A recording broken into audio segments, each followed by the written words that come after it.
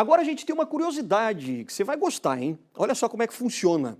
Você sabe que a extração do carvão mineral para a produção de energia elétrica, né, mudou, claro, a região sul aqui do estado de Santa Catarina. Trouxe bastante desenvolvimento, mexeu com a economia, gerou uma cadeia produtiva enorme, né, muito forte também. E até hoje tem uma importância significativa aqui para os municípios, né? E, claro, para toda Santa Catarina. Então a gente vai ver agora, nós vamos conhecer e vamos viajar pela história da indústria do carvão e saber, claro, o que vem pela frente, né, com a transição energética. Dá uma olhada.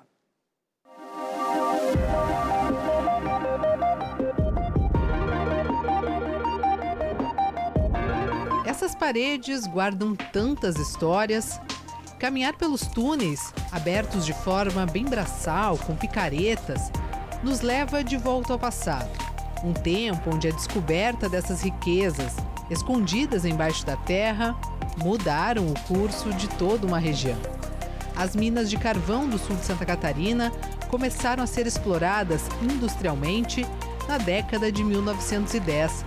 Foi nesse período que surgiram dezenas de minas em uma área que passou a ser denominada Bacia Carbonífera. A atividade de extração e comercialização do carvão mineral foi por muito tempo o principal segmento econômico do sul de Santa Catarina. Essas minas aqui tiveram um papel importante no desenvolvimento regional. Muita gente veio para cá em busca de emprego para trabalhar com o que era chamado na época de o ouro negro.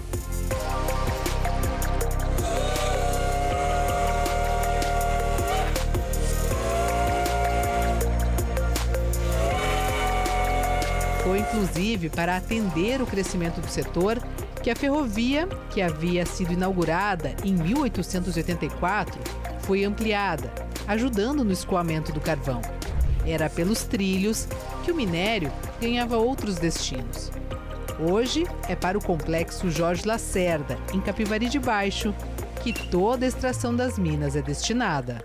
Hoje tem 6 fornecedores de carvão, né, com minas situadas aí em diferentes municípios, e todo esse carvão, 90% ou 95% desse carvão vem para o complexo Jorge Lacerda para ser consumido aqui.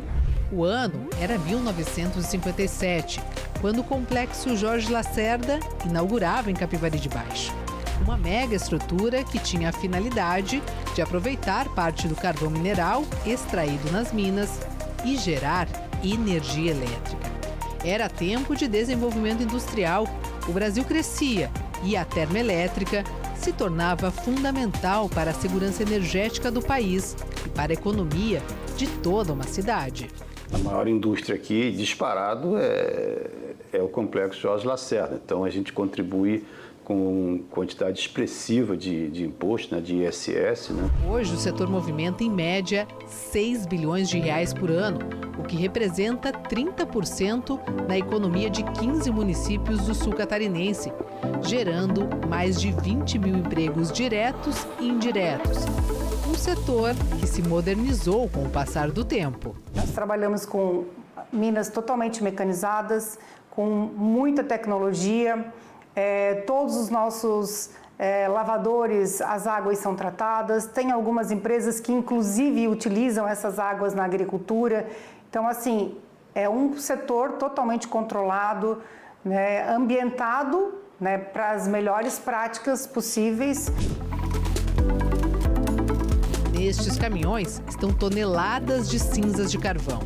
O rejeito gerado pela queima para a produção de energia elétrica ganha um destino eficiente. Nas tubulações, um material que seria descartado se torna um dos principais componentes na indústria do cimento, contribuindo para a redução dos gases poluentes. O grande objetivo da utilização da cinza é a redução de CO2, né? Então, a indústria cimenteira, ela produz CO2 pela característica que ela tem de usar o calcário, né? Então, essa cinza, ela nos auxilia nessa redução de utilização do clinker. O clinker, o que é? A matéria-prima do cimento.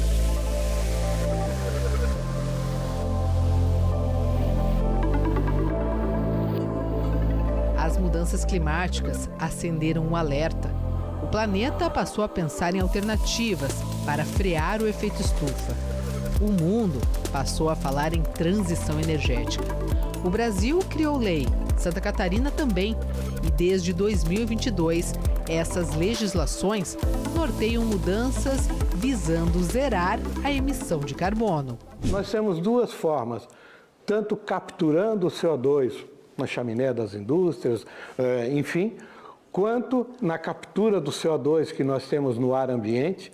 No ar ambiente nós estamos numa concentração aí acima do normal, acima do desejável. O desejável é na faixa aí dos 370 ppm.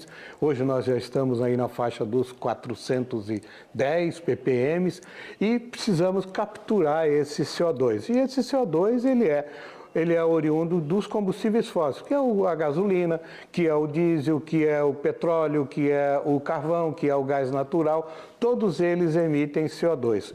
Em Santa Catarina, mais especificamente no sul do estado, há tempos se pensa em alternativas.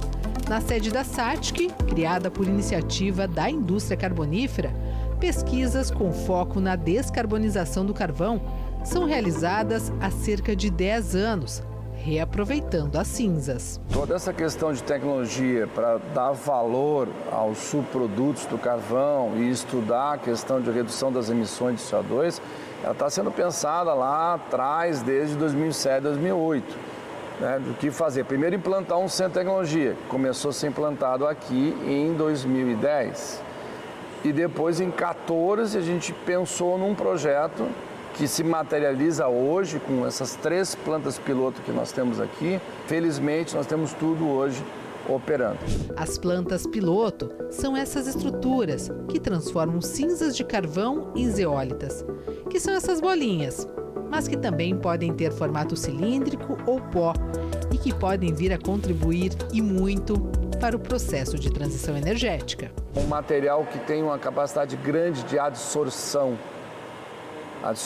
ou seja, dentro da zeólita tu pode fazer uma série de coisas, pode usar a zeólita para a produção de detergente, tu pode usar a zeólita para a questão do agro, para entrar na questão do fertilizante com lenta liberação para captura de CO2. Então hoje o Brasil importa zeólita natural e nós estamos produzindo aqui zeólita sintética.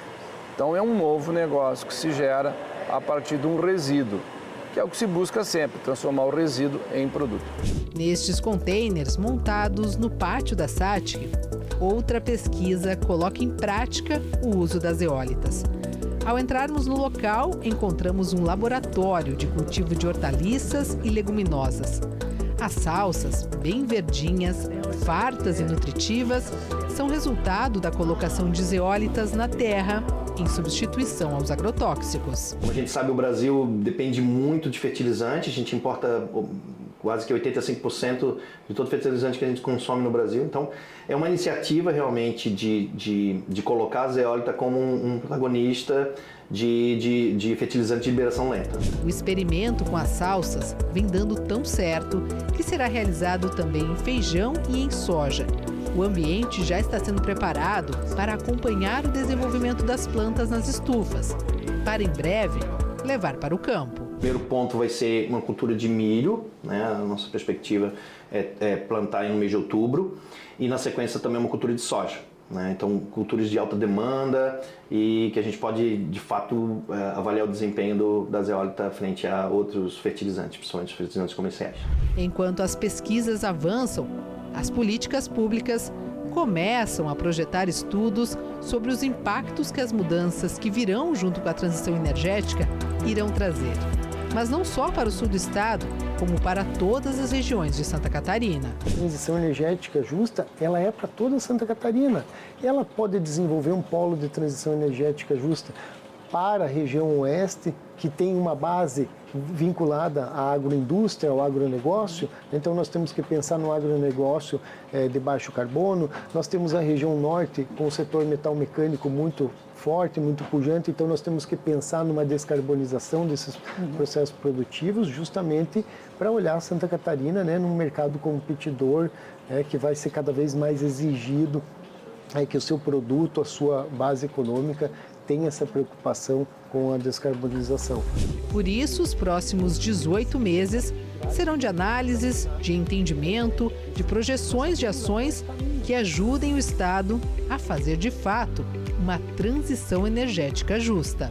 Para que a gente possa colher o maior número de informação e entregar os produtos adequados e apontar quais são as políticas necessárias a serem adotadas a partir desse plano. Para que aí a gente possa realmente colocar isso em prática e desenvolver esse processo da transição energética. E a meta é 2040, frear a emissão de gases poluentes para preservar nosso planeta. Mas fazendo a mudança, olhando uma transformação justa que contemple a todos hoje e também no futuro.